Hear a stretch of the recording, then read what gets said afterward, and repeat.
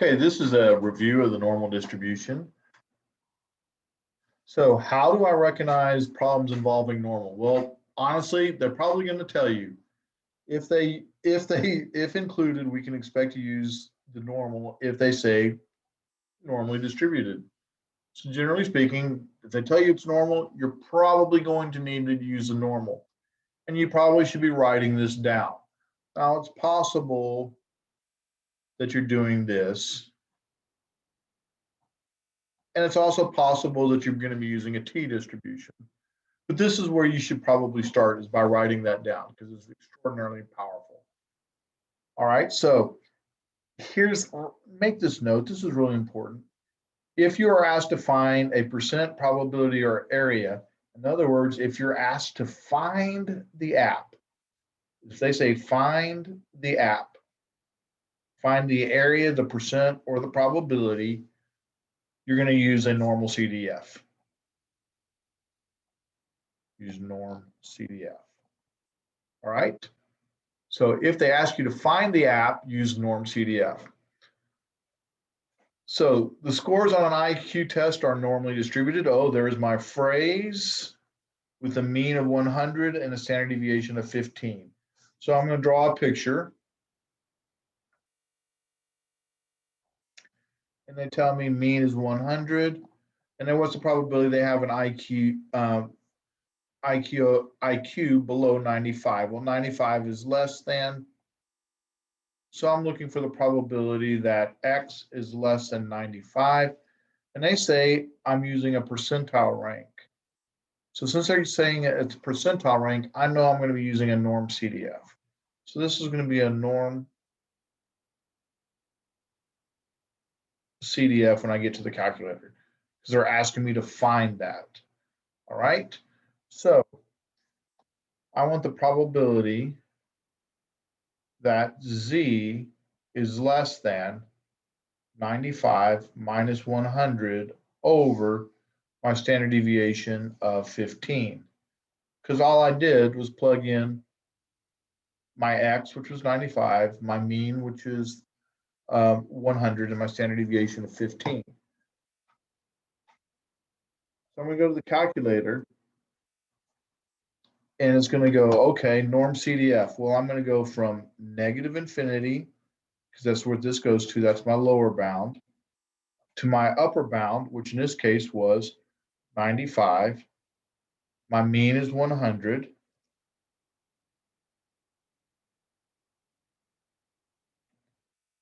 And my standard deviation was 15. Lower, upper, mean, standard deviation.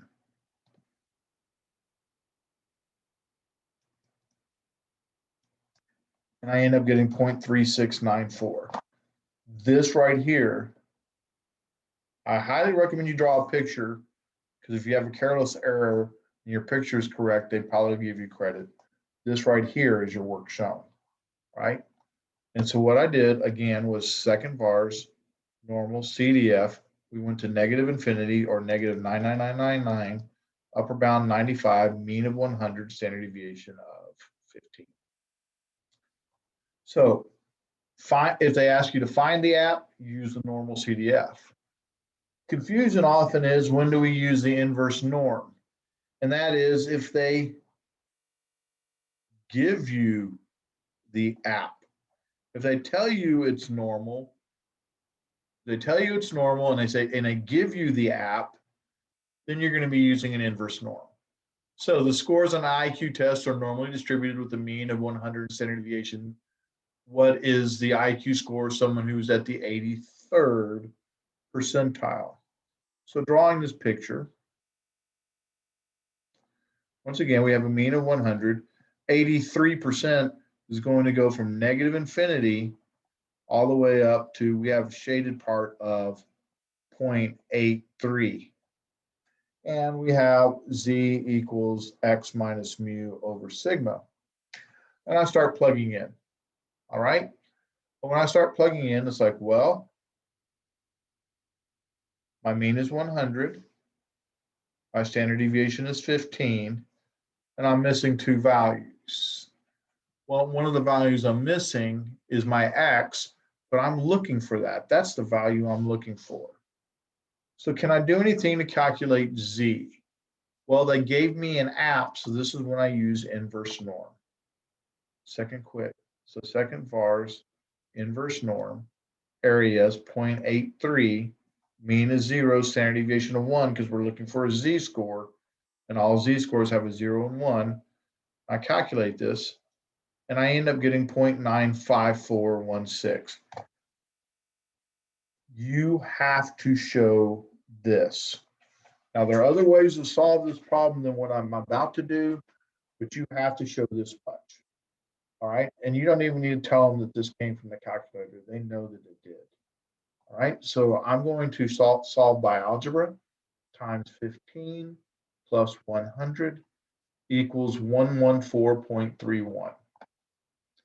So X equals 114.31. And if you show that much work, you're getting full credit. A piece of clothing takes an average of 38 minutes to move through an assembly line. If the standard deviation is 4 minutes and the distribution is normal, so they're telling me mean is 38, standard deviation is 4. They tell me it's normal. What's the probability it takes over 45 minutes?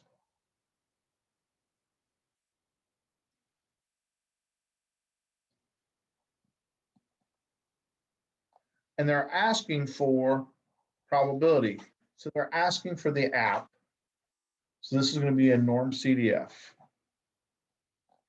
And we'll come back to that in a moment. So Z equals X minus mu over sigma. And they want the probability that it'll be greater than 45 minutes.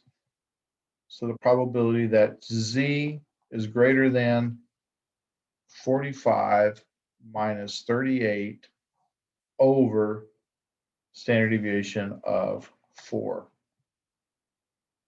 So that's good work shown. Normcdf, and I should have given myself a little more room than I did, but Normcdf, looking at my drawing, my lower bound is 45. My upper bound is positive infinity. My mean is 38. And my standard deviation is 4. So because they asked for a probability, they asked for an app, I know it's a Normcdf. Second vars, normal, CDF, lower bound, 45, according to the picture. Upper bound, infinity, we loaded up with a bunch of 9s, mean of 38, standard deviation of 4, and we get 0.04.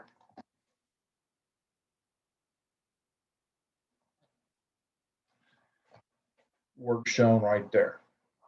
Although I highly recommend you draw the picture.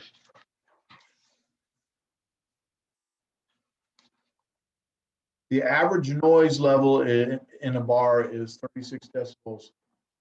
So we have a mean of 36. The standard deviation of 5. Assuming a normal distribution, there's the key word. What's the probability the noise is between 30 and 40 decibels? So here's my picture that I'm drawing.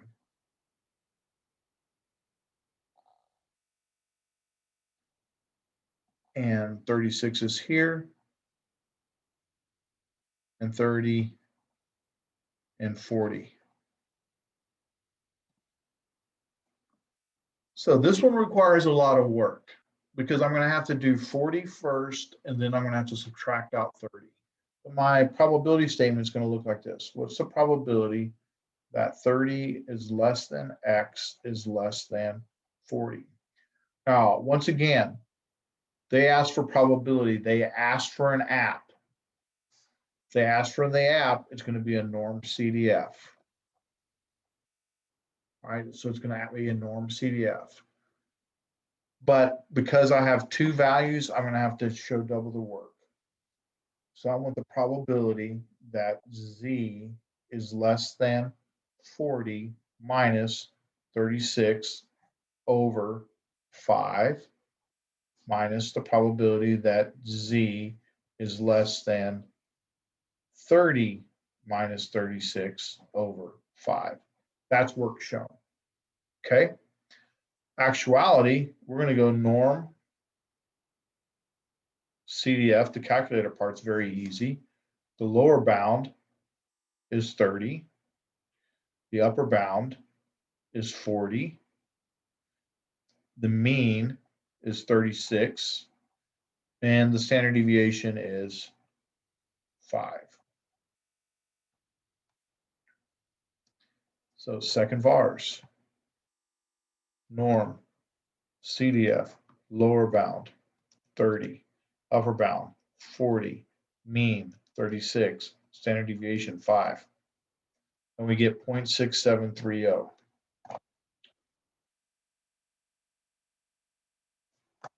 By the way, once again, this part right here, must have. That's work shown. Prove that you know what you're doing. The SAT math scores for applicants to a particular engineering school are normally distributed. Okay, so we have normally distributed with a mean of 680. Mean equals 680 and standard deviation of 35. Suppose that only applicants with scores of 700 are considered for admission. What is the percentage of applicants considered to have scores below 750? So this is a very challenging problem. It's a lot of work on this one. So our normally distributed with a mean of 680.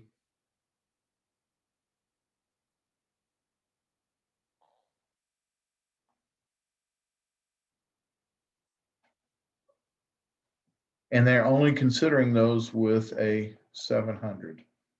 So this is who they consider. So let's find out the probability that they have above 700. Because this is basically given that they score above 700. This is essentially a given problem. Essentially, they want what they want is the probability that X is greater than 700, and then they want it below 750. So this is going to be the numerator is going to be the probability that 700 is less than X is less than 750. Very challenging problem here, but you can do this. So we were given that they have to score above 700. So let's calculate that given part first. So this part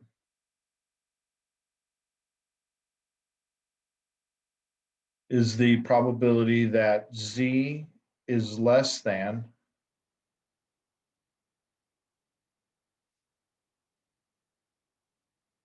700 minus 680 over standard deviation of 35. All right. So let's calculate that part. That's going to be the denominator. Second vars. Normal CDF. Lower bound 700. All the way up to infinity. Mean 680. Standard deviation 35. Well, we now have the denominator. 0.2838. So 0.2838. Now the numerator, we have two values. So that means I get to do my z-score twice. So this is going to be the probability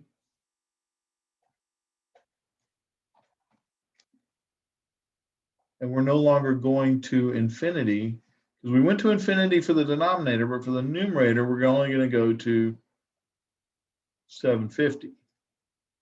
So the numerator is going to be the probability that 750 minus 680 over 35 minus the probability that 700, because that's this part, because we have two values now, 700 minus 680 over 35. Well, the nice part is I can still do this by Normcdf. I can go second vars, normal CDF, and 700 is my lower bound. My upper bound is now 750. This stays the same. And so my numerator is 0.2611 divided by 0.2838. And about 92% will be my answer. That's a difficult problem. The distribution of weights of 16-ounce bags of a particular brand of potato chips is approximately normal. It's a standard deviation of 0.28.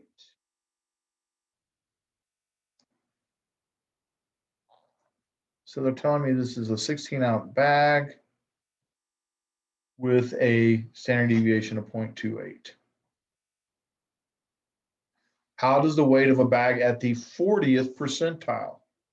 So this tells me we are less than halfway. Does it 50%? 16 would be 50%. Now, Z equals X minus mu over sigma. Notice they gave me an app. Because they gave me an app, I know I'm going to have to use inverse norm. They gave me the percentile. If they give you an app, you have to use inverse norm. If they ask for an app, you're using Normcdf. So I'm plugging in what I know. And what I know is my mean is 16. I know my standard deviation is 0.28. I'm looking for this value right here. So I need to use an inverse norm to find out 0.4. So second vars, inverse norm, area is 0.4, mean is 0, standard deviation 1. And I end up getting a negative 0.2533. And that makes sense. It should be negative. Why?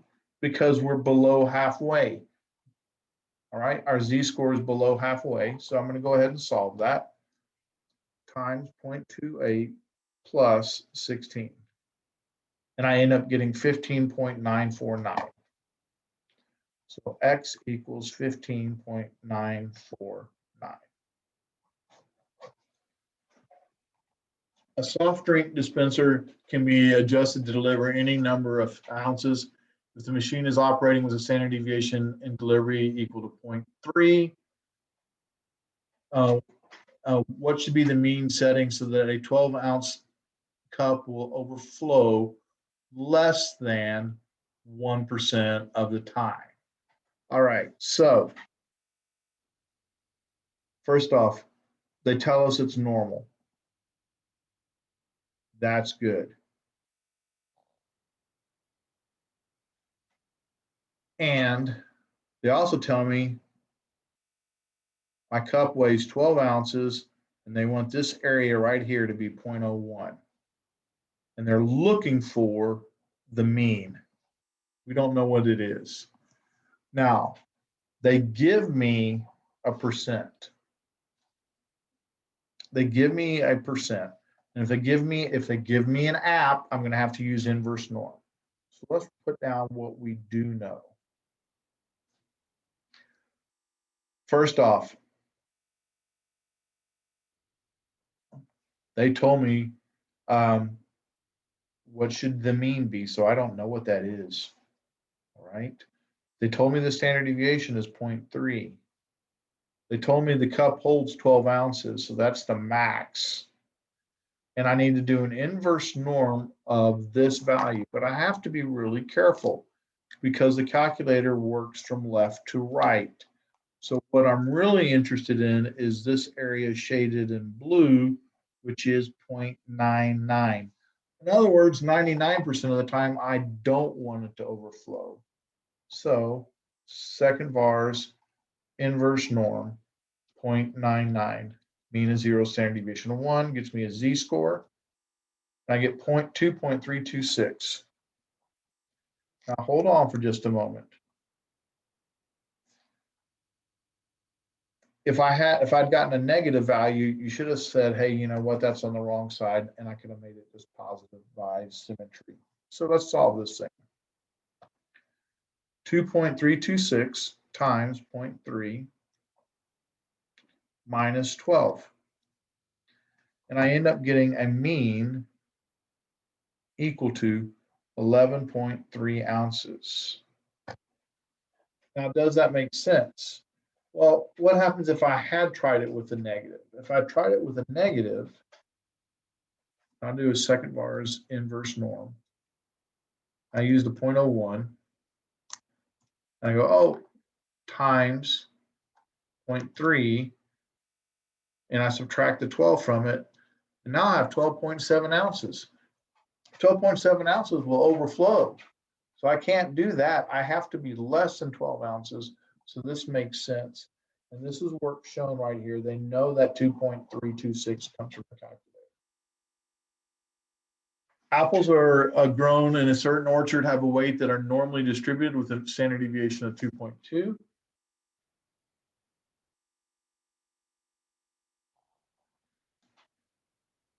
Normally distributed with a standard deviation of 2.2.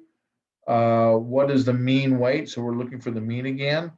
If 80% of the apples weigh less than 9.1 ounces. So, by the way, this really will help with this. Put an X, and then it says 80% weigh less. Oh, so that means that 80% is over here. So my X is up here. So this means I'm working this way. So this area right here is 0.80. Now they gave you an app. They gave, oh, and by the way, the X was 9.1. They gave you an app because they said 8%. So that means I'm going to be working with an inverse norm. So Z equals X minus mu over sigma. We know the mean, or excuse me, we know we don't know the mean. We know we have a standard deviation of 2.2, and we have an X value of 9.1. If I do an inverse norm of 0.80, I end up getting 0.8416.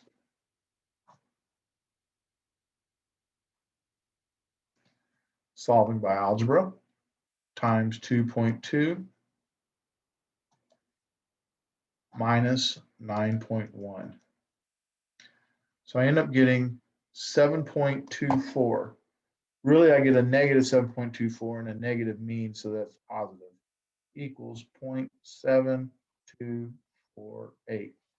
And it makes sense that our mean is less than 9.1 because 80% is way less than that.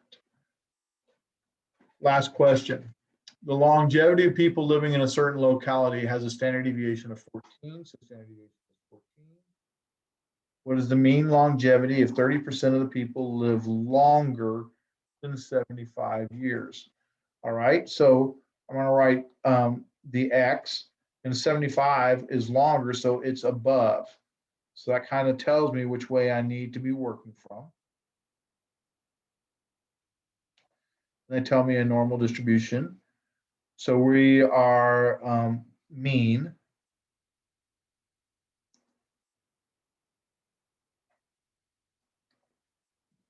So, and this is the, if 30% live longer, so the 30% is going down here. Oh, I'm sorry. Did that wrong.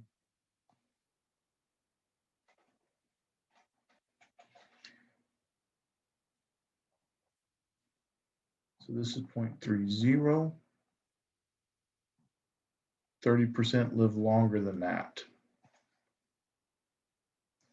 And so Z equals X minus mu over sigma. They gave me an app, so I'm doing inverse norm.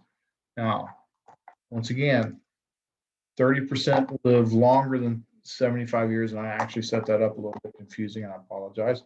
So if you have 75%, where does that 30% go? It goes above because it's longer. All right. So that's why it's up here. We're shading this way. 30% is up. Now, please remember, calculator works left to right, so I need this section right here, which is 1 minus 0.3, which is going to be 0.70. Be really careful with that. That's the part that's really difficult on these. So second var is inverse norm. And we need our mean is what we're looking for.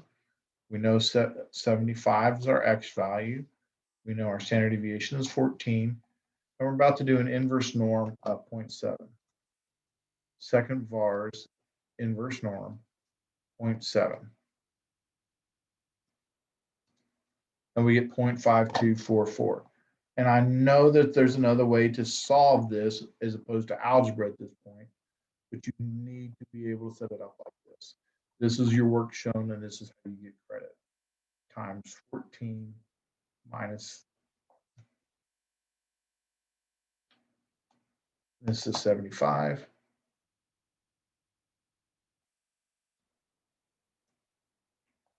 And obviously I did this incorrectly.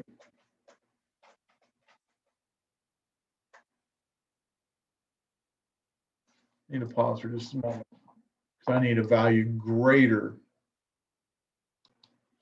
Should have trusted myself. I was doing it correctly. All right. So I end up getting 67.658.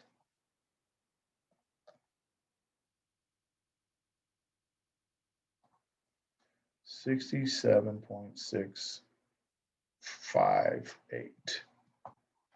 So the average is 67.6 years, 30% live 75 years or longer. All right, thank you for watching the video.